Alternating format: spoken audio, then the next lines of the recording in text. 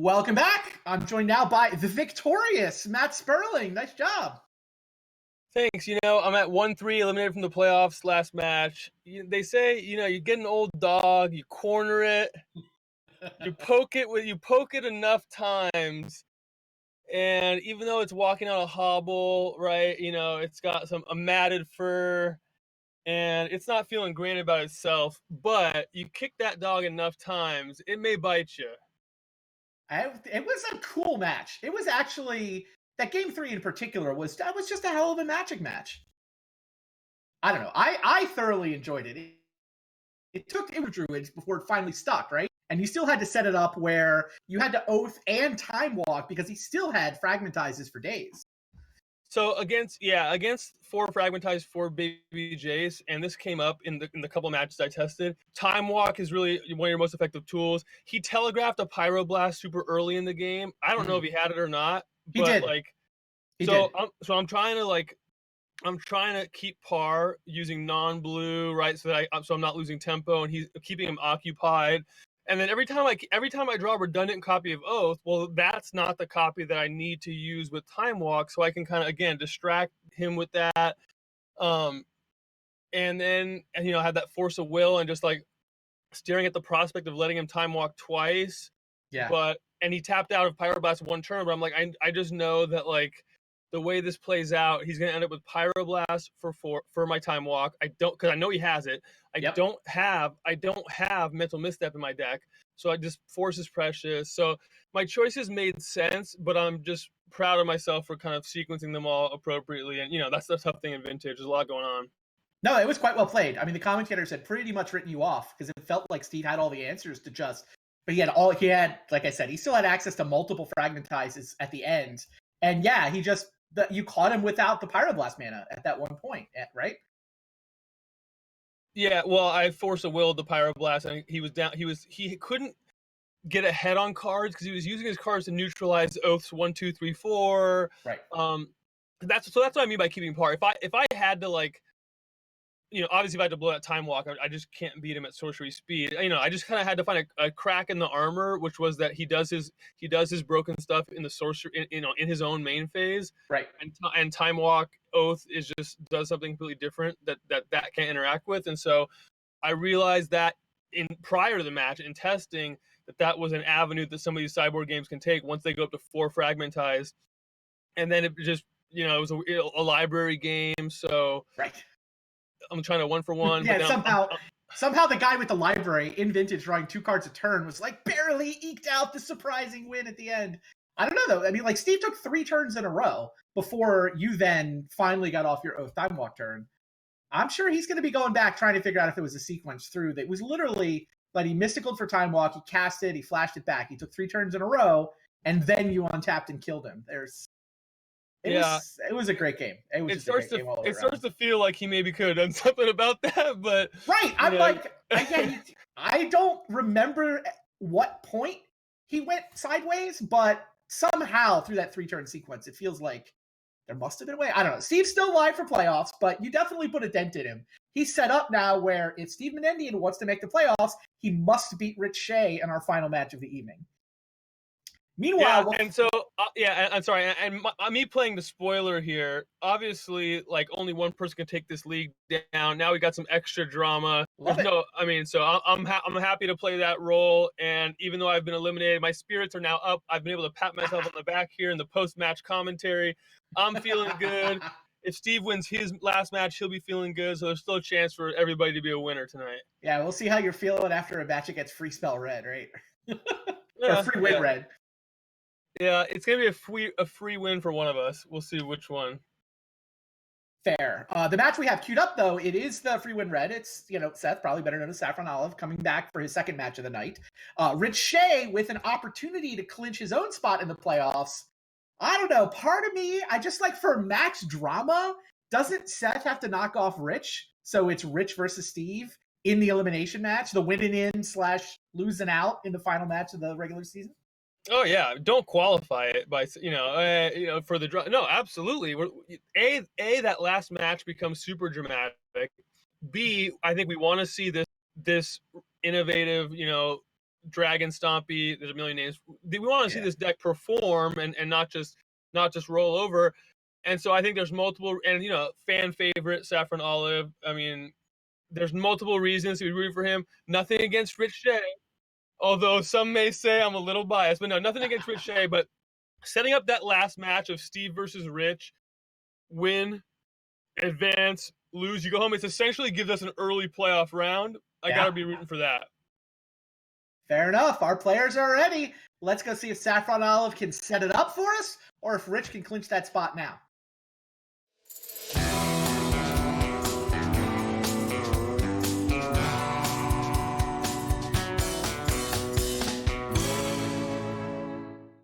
All right, here we go. Rich Shay, 3-1, wants to get the 4th win to lock up a spot in next week's quarterfinal. Saffron Olive just wants to show off his favorite deck. So that's what, Spirit Guide for Soul Ring, and then he can play turn 1 Blood Moon? Lots to like on both that's sides. A Chrome Mox also. So who's on the play? Looks like it's probably Saffron Olive. Now, if you just glanced at these, you glance over, you haven't been looking at the deck list, you'd say, well, who's on the play, who's on the draw? Like, it matters for some things, tempo, whatever. It's actually critical whether Scalding Tarn can get Island before Blood Moon hits the battlefield. It's like a 0-1 transformation for the impact of Blood Moon. We do see Seth on the play. He's drawn one of his only 1-mana spells into a misstep. So super interesting. Super interesting the way these hands match up, the way the die roll went. Yeah, we're going to see some fireworks here. The Force of Will from Rich is probably okay. He gives him the Soul Ring as a potential misstep target, which Rich is, of course, going to snap off. He could, in theory, have gone Chrome Mox Spirit Guide Blood Moon, but I don't think that gets him up to Chandra's. So, yeah, and then Saffron figures, all right, if I don't get to turn 1, I'll wait on this other stuff.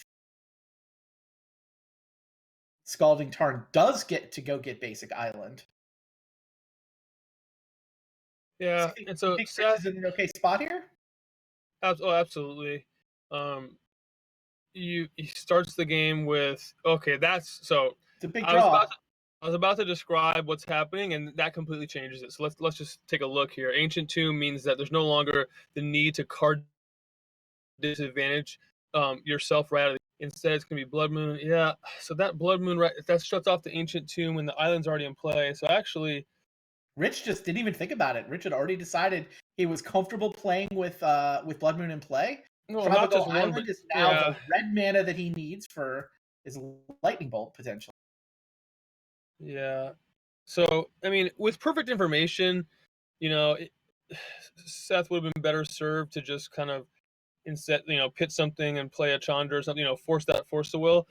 Blood Moon actually hurts him here. It sets him back and doesn't set Rich back. He doesn't have that perfect information, so he's likely thinking, okay, now or never on this Blood Moon. Yeah.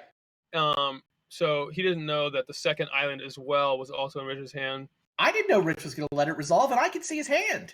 Oh, okay, fair enough. Yeah, it's always a little bit scary to be playing as Blood Moon.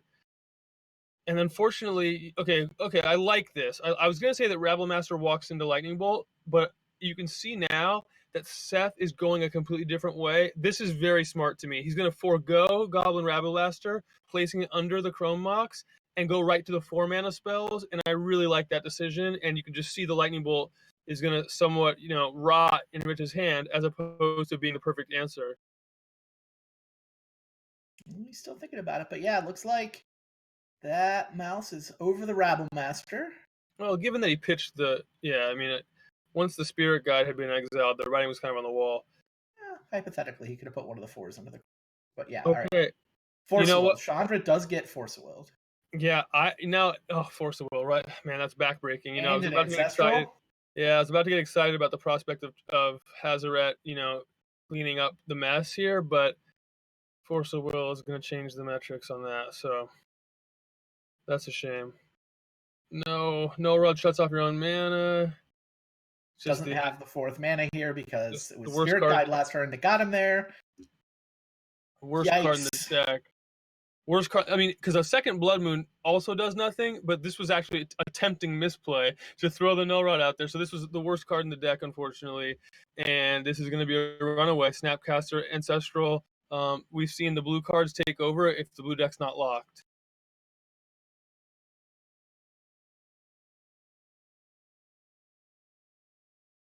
Yeah, Spell Pierce means that there's not a reason to main phase that Ancestral. Yeah, I mean, if I'm rich, I just Snapcaster Ancestral in response to this, see what I draw, force it. Yeah, makes sense to me too. Hazrat But is a creature on the stack, right? So no spell piercing. Yeah, I mean, he can kind of pick his line at this point, though. Like if he ended up going like Force of Will, pitching Spell Pierce, like it'd be suboptimal, but he's still gonna win this game. Instead, Or he'll just just a mental misstep he gets to pitch. just perfect. I mean, the deck really cooperated with Rich here. Oh God, yeah. And so yeah, if he's he's gonna be headed to the playoffs if he can put another game together like this. This is the third game he's played, right? He's had opening Ancestral all 3 games tonight. He had it both games against you, right? Correct. Oh, I think so. Making it look easy. I got to give Rich credit though too that didn't even consider fighting the Blood Moon. That to me, okay, yeah. And now Seth is gonna null rod. I mean, Randy, I hear you, but he's playing a blue-red deck, and he had Island, Trop. The Trop is a splash Ancient Grudge. Like, he doesn't even care. So in that spot, I mean, yeah, props to Rich for doing it quickly, but it's clearly you just say, okay, to have your Blood Moon, shut off your own Ancient Tomb, let's go. You have more experience with this matchup than I do. I didn't know how much experience with it Rich had. He's got. I mean, he's got all the mana he needs. That's all you could really. The second island in hand is what cinched it. If he only has one island, then he's got to do some thinking, right? Because at that point, certain cards shut off. I'm still not convinced that you don't just say, okay, we'll play a game with Blood Moon out, but there's a second Blood Moon in the Fiery Confluence that can't be cast. So it's been a tale of two libraries here. The worst card possible every turn against the best card possible every turn. And these don't last long. Yeah. Lightning Bolt makes a token. We're not quite lethal, but very close. Yeah, if that baby Jace was a Snapcaster, we'd be home, but not yet. Bolt, yeah.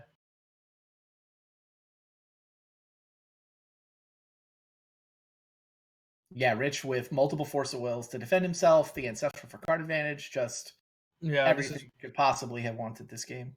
We used to joke about different outs. You got the Earthquake. Or this one is the friend walks over, says, "Hey, I need my Force of Wills back. I'm driving home," and then he can resolve Fiery Confluence. These are the type of outs that Seth has at this point.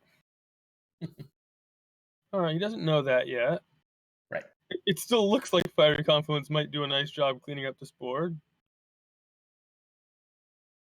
There's only 2 cards left in Rich's hand. What could they be? I mean, if Rich could let this resolve and still be an overwhelming favorite, but I suspect he will not. Do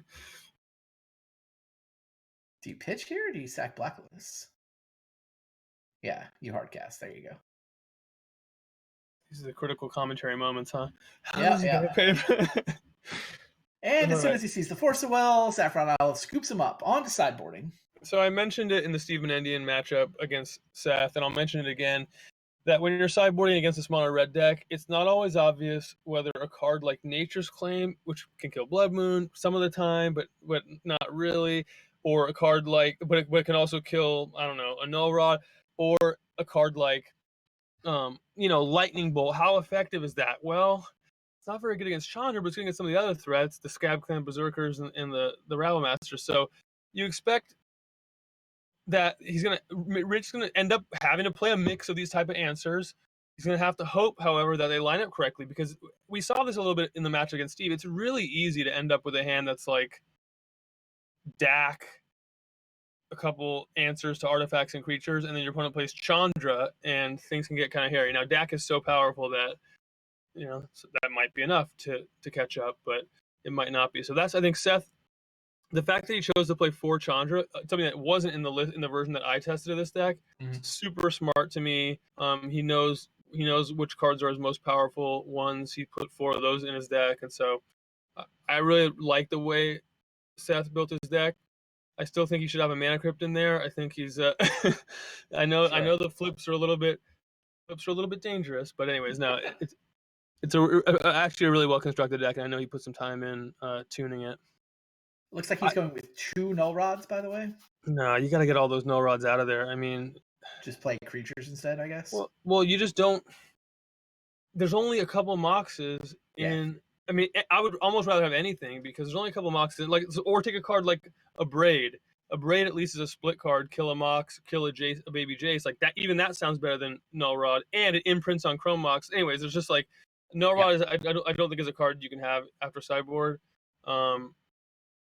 Seth disagrees, and it's certainly there are some games where it lines up nicely against 1 or 2 mana. Yeah, it's certainly better. I think it was better against Steve. It's better against, I mean, if you're thinking about Seth just trying to understand vintage in general, there's certainly plenty of blue decks where you do want them. But not the Xerox deck, not really. So Seth's just pining for a free red mana here to get that turn 1. It's just backbreaking. The turn 1 Blood Moon just so much stronger than... Yeah, turn 1 Blood Moon would have turned off this fetch land just like last game, but he didn't have it either game. Now there's a basic island to go with the Mox Sapphire. Rich doesn't have any basics other than the 2 islands, right? I know Steve had one of each. All right, it's Ancestral. Merchant Scroll for Ancestral. All right, so if I'm Seth here, I think I'm just Rabble Mastering.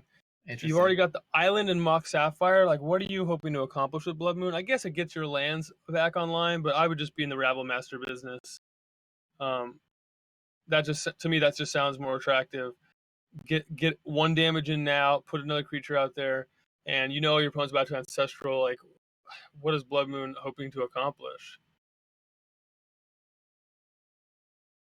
Young Pyro, Time Walk, yeah. I mean, bad. This line certainly beats Rebel Master anyways, so damned if you do, damned if you don't. Rich slightly pitched on mana. Mental Misstep in Rich's deck. Wow. Because 4 Pyroblasts come in. Never mind. Okay. Still no lands. It's funny, all the fetch lands would have been fine. Rich would like to have access to a red mana anyway. Blood Moon would have done him just fine. Instead, how about a handful of Force of Wills? That's probably good enough anyway. Force pitch, and a Fluster. Here's Goblin Rabble Master. Assume you force this. It's not game-winning, but it makes a token and speeds your clock up, and you still have multiple counters. Yeah, if you had this would be a lot safer if he had a Bolt instead of a Mental Misstep in his hand, but still relatively safe. We're a long way from Rabble Master taking over against Young Pyromancer specifically. Oh, Brainstorm had put a Bolt on top. Excuse me. But he doesn't have red mana. Right, but he knew he was going to have access to Bolt, so actually, correct. There was no sense in discarding Misstep. All right, and this dig is essentially game over. Any land unlocks Bolt, which unlocks you're never going to resolve a spell again. Sounds right to me.